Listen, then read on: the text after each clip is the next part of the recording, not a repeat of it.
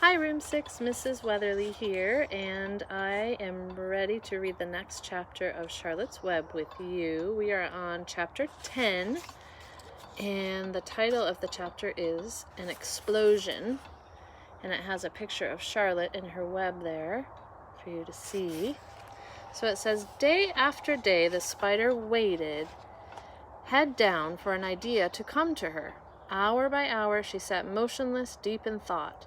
Having promised Wilbur that she would save his life, she was determined to keep her promise. Charlotte was naturally patient. She knew from experience that if she waited long enough, a fly would come to her web, and she felt sure that if she thought long enough about Wilbur's problem, an idea would come to her mind. Finally, one morning toward the middle of July, the idea came. "Why, how perfectly simple," she said to herself. "The way to save Wilbur's life is to play a trick on Zuckerman. If I can fool a bug," thought Charlotte, "I surely can fool a man. People are not as smart as bugs." Wilbur walked into his yard just at that moment. "What are you thinking about, Charlotte?" he asked. "I was just thinking," said the spider, "that people are very gullible." "What does gullible mean?" "Easy to fool," said Charlotte. "That's a mercy," replied Wilbur, and he lay down in the shade of his fence and went fast asleep. The spider, however, stayed wide awake, gazing affectionately at him and making plans for his future. Summer was half gone. She knew she didn't have much time. That morning, just as Wilbur fell asleep, Avery Arabelle wandered into the Zuckermans' front yard, followed by Fern. Avery carried a live frog in his hand. Fern had a crown of daisies in her hair. The children ran for the kitchen. "Just in time for a piece of blueberry pie," said Mrs. Zuckerman. "Look at my frog," said Avery, placing the frog on the drain board and holding out his hand for pie. "Take that thing out of here," said Mrs. Zuckerman. "He's hot," said Fern. "He's almost dead, that frog." "He is not," said Avery. "He lets me scratch him between the eyes." The frog jumped and landed in Mrs. Zuckerman's dishpan full of soapy water. "You're getting your pie on you," said Fern. "Can I look for eggs in the hen house, Aunt Edith? Run outdoors, both of you, and don't bother the hens." "It's getting all over everything," shouted Fern. "His pie is all over his front." "Come on, Frog," cried Avery. He scooped up his frog. The frog kicked, splashing soapy water onto the blueberry pie. "Another crisis," groaned Fern. "Let's swing in the swing," said Avery. The children ran to the barn. Mr. Zuckerman had the best swing in the county. It was a single long piece of heavy rope tied to the beam over the north doorway. At the bottom end of the rope was a fat knot to sit on. It was arranged so that you could swing without being pushed. You climbed a ladder to the hayloft, then holding the rope you stood at the edge and looked down and were scared and dizzy. Then you straddled the knot so that it acted as a seat.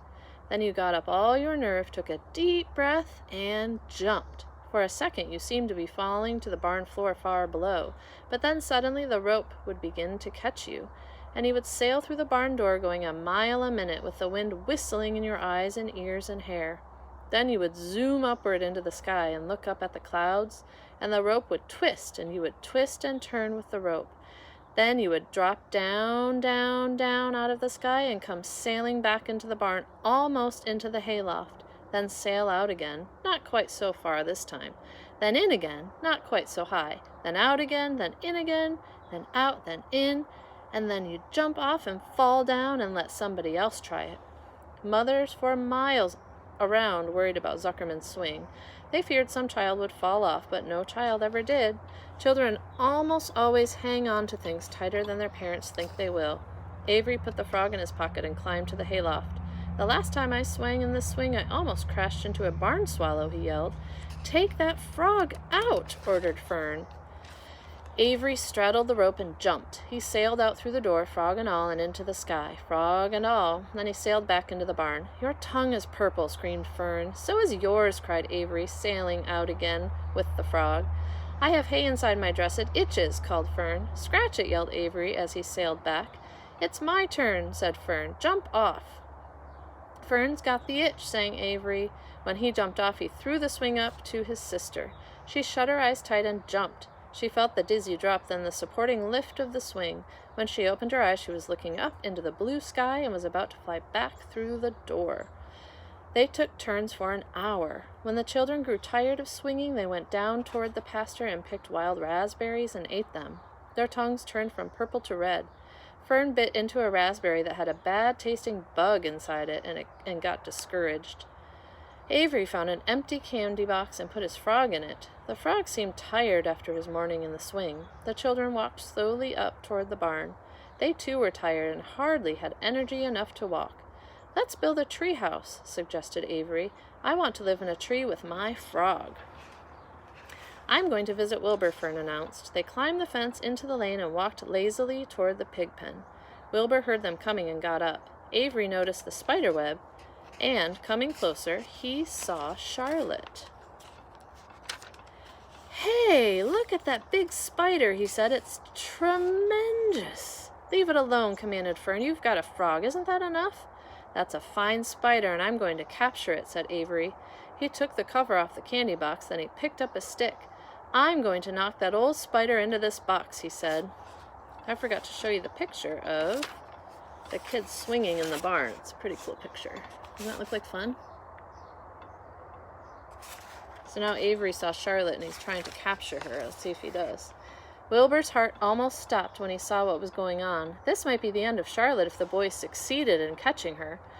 "You stop it, Avery," cried Fern. Avery put one leg over the fence of the pig pen. He was just about to raise his stick to hit Charlotte when he lost his balance. He swayed and toppled and landed on the edge of Wilbur's trough. The trough tipped up and then came down with a slap. The goose egg was right underneath. There was a dull explosion as the egg broke, and then a horrible smell. There's a picture of Avery when he toppled over onto the pig trough. Remember that goose egg that Templeton had taken? It's old, and eggs get really, really stinky when they're old, and it just exploded when Avery fell.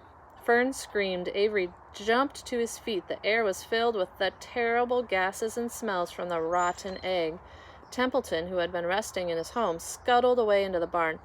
"Good night," screamed Avery. "Good night. What a stink. Let's get out of here." Fern was crying. She held her nose and ran toward the house. Avery ran after her, holding his nose. Charlotte felt greatly relieved to see him go. It had been a narrow escape. Later on that morning, the animals came up from the pasture, the sheep, the lambs, the gander, the goose, and the 7 goslings. There were many complaints about that awful smell, and Wilbur had to tell the story over and over again of how the Arabelle boy had tried to capture Charlotte, and how the smell of the broken egg drove him away just in time. "It was that rotten goose egg that saved Charlotte's life," said Wilbur. The goose was proud of her share in the adventure. "I'm delighted that egg never hatched," she gabbled. Templeton, of course, was miserable over the loss of his beloved egg, but he couldn't resist boasting. "It pays to save things," he said in his surly voice. "A rat never knows when something is going to come in handy. I never throw anything away." "Well," said one of the lambs, "this whole business is all well and good for Charlotte, but what about the rest of us? The smell is unbearable. Who wants to live in a barn that is perfumed with rotten egg?" "Don't worry, you'll get used to it," said Templeton. He sat up and pulled wisely at his long whiskers, then crept away to pay a visit to the dump. When Lurvy showed up at lunchtime carrying a pail of food for Wilbur, he stopped short a few paces from the pig pen. He sniffed the air and made a face. "What in thunder?" he said, setting the pail down. He picked up the stick that Avery had dropped and pried the trough up. "Rats," he said. "Phew, I might have known a rat would make a nest under this trough. How I hate a rat." And Lurvy dragged Wilbur's trough across the yard and kicked some dirt into the rat's nest. Burying the broken egg and all Templeton's other possessions, then he picked up the pail. Wilbur stood in the trough, drooling with hunger. Lurvy poured. The slops ran creamily down around the pig's eyes and ears. Wilbur grunted. He gulped and sucked and gulped, making swishing and swooshing noises, anxious to get everything at once. It was a delicious meal. Skim milk, wheat, middlings, leftover pancakes, half a donut, the rind of a summer squash, 2 pieces of stale toast, a third of a ginger snap, a fish tail, 1 orange peel, several noodles from noodle soup, the scum off a cup of cocoa, an ancient jelly roll, a strip of paper from the lining of the garbage pail, and a spoonful of raspberry jello. Wilbur ate heartily. He planned to leave half a noodle and a few drops of milk for Templeton. Then he remembered that the rat had been useful in saving Charlotte's life, and that Charlotte was trying to save his life, so he left a whole noodle instead of a half. Now that broken egg was buried, the air cleared and the barn smelled good again. The afternoon passed and evening came. Shadows lengthened.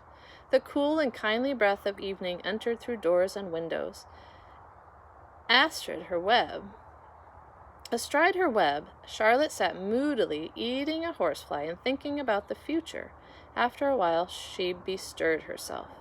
She descended to the center of the web, and there she began to cut some of her lines. She worked slowly but steadily while the other creatures drowsed.